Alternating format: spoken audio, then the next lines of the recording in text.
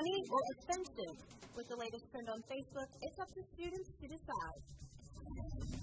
The spring show performers have been announced, and tonight we'll show you how Stubs selected them. We're live tonight with those stories and more. I'm Allie Haney, and I'm Nicole Stadler. Phoenix 14 News starts right now.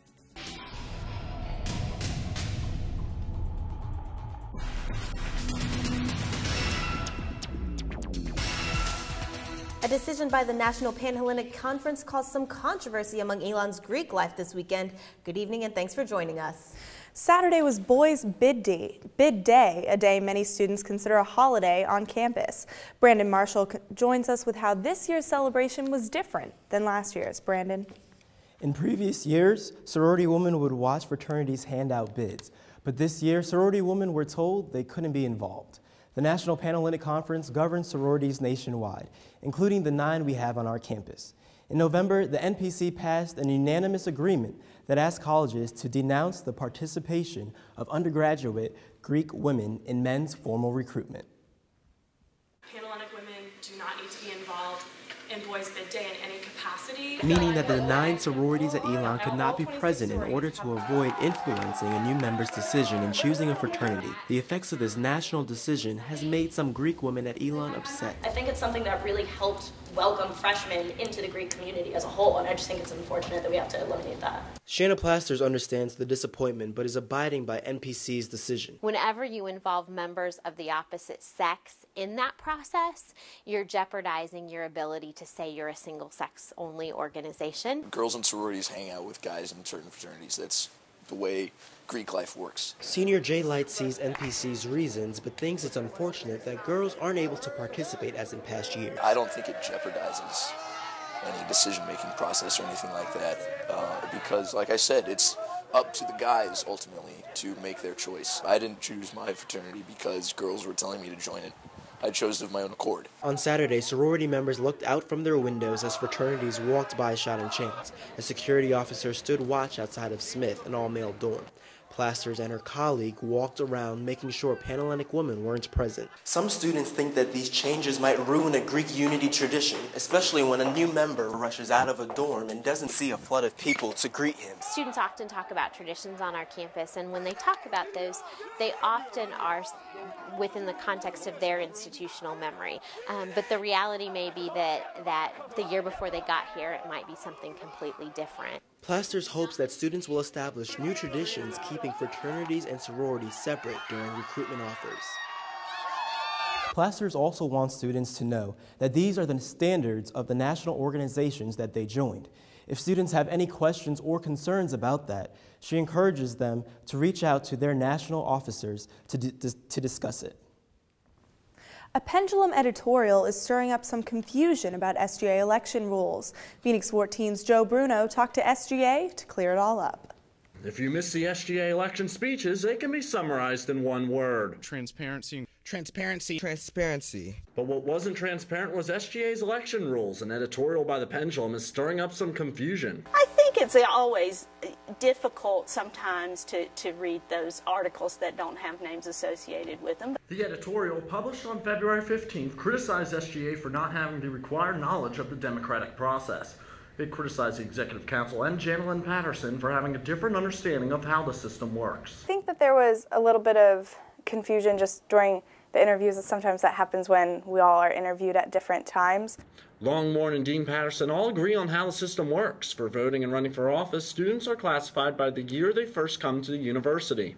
Even though a student might come in with a certain number of credits, they still vote or run by the year they enrolled. So you can only kind of specify one way, and that's kind of the best way that normally groups the most students in. For many of our students, by the end of their first semester, they're sophomores. So by ours, that bumps them up a year in their affinity class. So SGA made the decision many years ago to vote by affinity class. The voting system is not as confusing as it may seem. Joe Bruno, Phoenix 14 News. Voting for SGA elections starts tomorrow. Voting opens at 9 a.m. and will end Wednesday, February 22nd at 5 p.m. You can vote online at elon.edu/elections. The winners will be announced at 6 p.m. on Wednesday in Mosley 215. North Carolina's primary isn't until May, but Elon started racing to the ballot already. Race to the Ballot, an event to promote awareness about Amendment 1, was held Wednesday in McKinnon Hall. Each attendee was asked to sign a pledge to vote against the amendment, which would ban gay marriage in the U.S. Student groups such as Ripcord and Vital Signs performed while community members discussed the controversy about this amendment. Kristen Ringelberg, head of the LGBTQ office, says it's important for students to know about this amendment.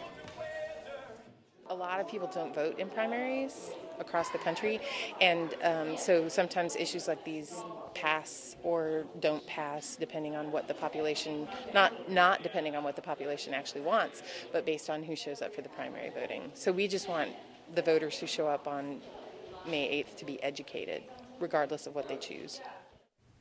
Skype is partnering with some computer science students at Elon. Elon is the first university in North America partnering with the International Video Conferencing Company. Students will be a part of a program that allows them to test products before they're released and work to fix bugs with Skype software. Students will work with developers to make Skype products better for the end users. Senior Brian Naraki has worked with Skype since October and helped facilitate the connection between Elon and Skype. He says the partnership shows that Skype recognizes the skills that come from Elon. Naraki explains one benefit that he and other students involved get from being a part of the program. It's extremely exciting because no other person in America can say that. No other person that will apply for a job will be able to say, I was part of the closed beta system in college. Elon will be the first one in America. With graduation around the corner, seniors are working on finding jobs. Elon has started a new program called Bridges in both New York City and Los Angeles for graduating Elon students. The 9-week program helps seniors find a place to live, network, and find jobs. Senior Alex Johnson applied for the program in New York and believes it will be beneficial for those who aren't sure yet about moving to a big city.